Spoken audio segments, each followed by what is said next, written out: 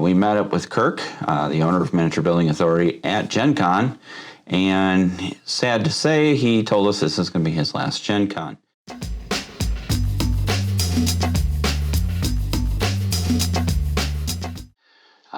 You know, everybody's getting a little bit older, it gets a little harder every year, so he's decided that this will be his last Gen Con. So, of course, I had to get a couple of his terrain pieces, and his terrain pieces are amazing.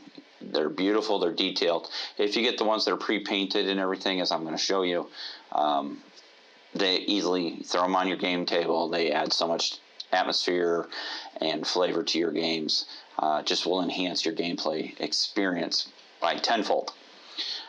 So let me show you the first piece I've got, and that's this piece right here. So as you can see, it is a ruined tower, keep, almost, if you will. This is 28 millimeter scale. It is a resin piece. As you can see, this one comes pre-painted.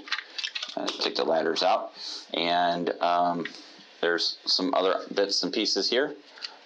So there's like a door that kind of swings open, and I'll show you that under the close cam here in a second.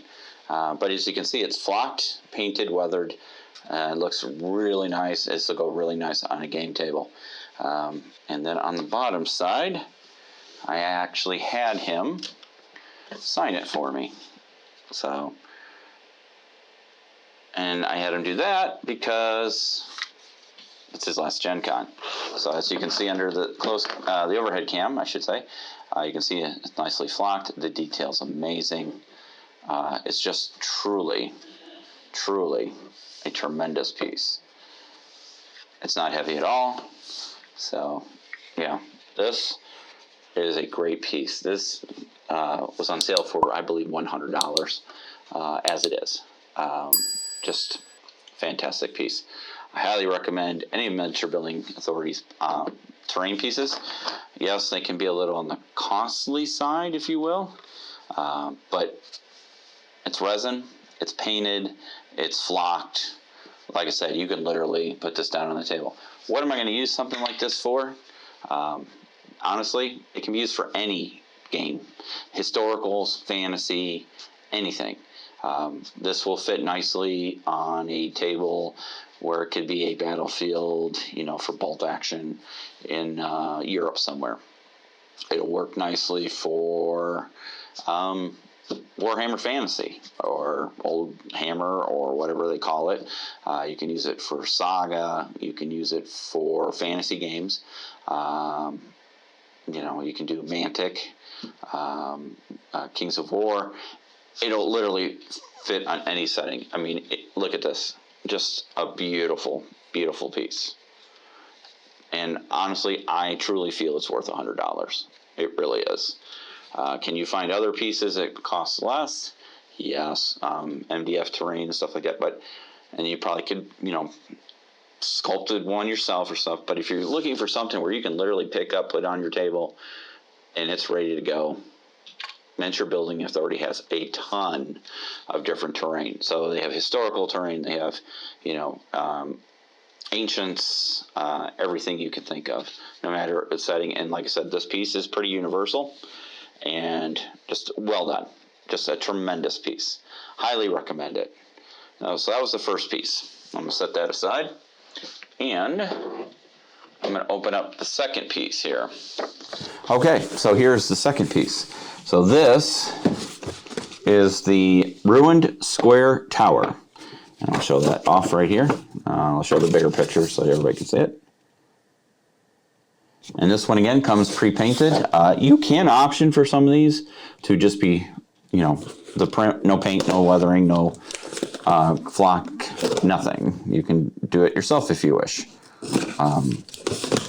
I like the way it's done, so I said I would like the second piece. So I think he charged me $50 for this second piece. I want to say it's roughly $60, $75, somewhere in that neighborhood. Maybe a little bit less, so let's take a look. Oh, very nice. All right. Let me get the overhead cam here, And we'll bring it into focus for you. So look at this. Look at that. Look at that. Flocking static grass. Just really nice. Well done. Well done piece. So as you can see, the outside of it. So the interior on the outside. Well done piece. Well done piece. So again, with this and this piece here, I can set these up on a table and we easily have a battlefield. I will definitely be picking up more of Miniature Building Authority's pieces. This thing is light as all get out. I mean, it's feather light. But, I mean, honestly, look at this. Let's see if I can get some light shining on there. Look how that detail is here. The flocking, the different vegetation in there. It will add so much atmosphere to your table. It's just a very well done piece. The detail's crisp. You don't see any mold lines. So here's what I feel about Miniature Building Authority's pieces. Whether you're getting their terrain pieces, their vehicles. I've backed Kickstarter on their vehicles. I've gotten some of their miniatures when they had the miniatures. I think they still have miniatures. They are now the official license holder for Mercs, the miniatures game, from way back in the day. So they're going to be coming out with a new set of rules here. I saw the version 2.5, but they're going to be coming out with 3, and we'll follow with Kirk. We're going to get Kirk on the podcast at some point, but getting back to his terrain offerings, he has an amazing range of terrain. You can fully do a Middle Eastern village city if you want to do some moderns or even something, you know, from an earlier era. Obviously, he's got, you know, pieces like this that you can put on a board for, like I said, some fantasy game or even a medieval game, World War II, you know, so much stuff. He has so many pieces of variety. You know, the only concerns or complaints I have seen from people is that it seems somewhat costly. It's what you get what you pay for, right? If you're looking for value-based, obviously there's some MDF terrain out there you can get, but if you're looking for high-quality resin terrain, that comes in 2 options. Obviously, the non-painted one would be less expensive, or you can go with the fully painted, flocked, weathered pieces like this one, and you just set it off, you know, proud to display this on a shelf and put this on your game table, and it's ready to go. I cannot stress enough how much I recommend Miniature Building Authority's terrain. He does like a Mogadishu village, you know, a shanty town. And if you get the pre-paint ones, it looks great. You can set up whole thing. You could do Black Hawk Down. We played Kirk's rules. He has a rule set that we did, essentially a convoy through, I want to say it was in a fictional African village or city, and we had to go rescue some hostages or some people that were secured in a government building that were surrounded by militia. Great game.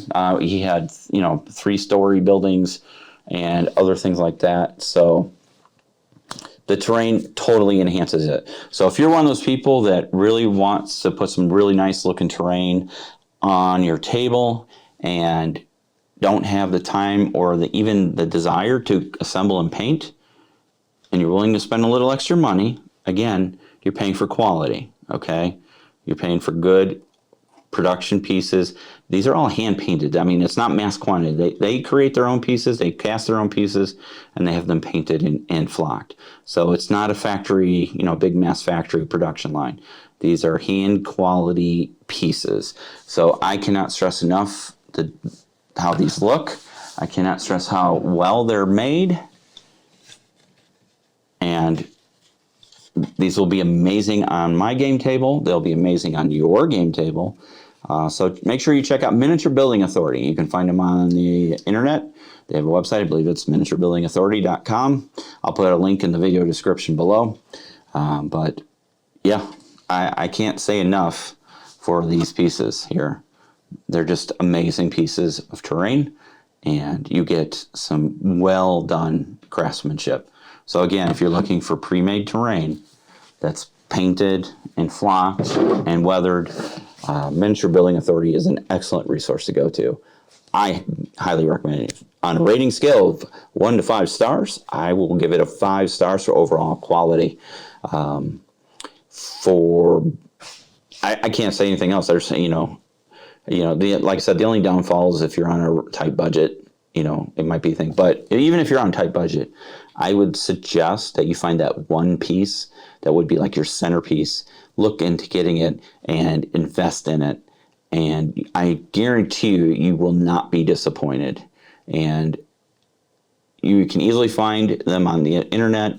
Like I said, unfortunately, it doesn't look like he'll be going to Gen Con anymore in the future, but he does go to other smaller conventions. We'll probably see him at NashCon, Adepticon, Historicon. We did have a little joke concern about Historicon. A lot of people there are getting older and they've bought a lot of stuff and they're just running out of room. But we're hoping that we can recruit new, younger players to historical wargaming. One of the missions here at the SITREP podcast is to do the same thing. But again, I cannot stress enough how well made this terrain is. And even though it seems pricey, it is worth the money. Definitely worth the money. Now, somebody say, well, I could just print it on a 3D printer. Sure, if you can find the file. But I don't think you're going to get the same quality. Now, people will probably disagree with me in the comments, but for those who don't have a 3D printer, and again, don't have the time and inclination to clean up resin and prep it, paint it, weather it, flock it, do vegetation, whatnot, base it, it's on its own base, you can't go wrong. So this is Bill for SITREP Podcast in the Other Realms. I hope you've enjoyed this video. I know it's a little bit of a short one, but we're bringing you our coverage of items that we saw and picked up at Gen Con that we think that would be good for your gaming table. If you like this content, please like, subscribe, and share the videos. And we will see you on the next show. On the SITREP podcast side, we will have this Saturday an upcoming podcast, and then Jim has another game scheduled for Sunday, and then there'll be some other content coming up here shortly for our other channel, SITREP Podcast Other Realms, over some games that we'll go over, and at some point in the near future, we will be unboxing the Firelock Games 2-player starter set, so for Blood and Plunder. So make sure you watch that. It's an amazing set for what you get in the box for the price. Amazing set. And at some point, we'll probably release a video of a time lapse because I'm going to try and sit one day and completely build. I can't. It's not going to promise I'm going to paint this stuff, but I'm going to completely assemble and build the Lord of the Rings, the Osgiliath set, the Warhammer 40K 10th edition set, the Leviathan set, and I have Shatterpoint to build as well. So I'm going to probably just do a big time-lapse video and just mass assemble all those games in one day. And we'll probably interject thoughts and things like that. So we're going to get the production line going and get those videos going. So again, this is Bill for the SITREP Podcast and SITREP Podcast Other Realms. Thank you for watching, and we'll see you in the next video.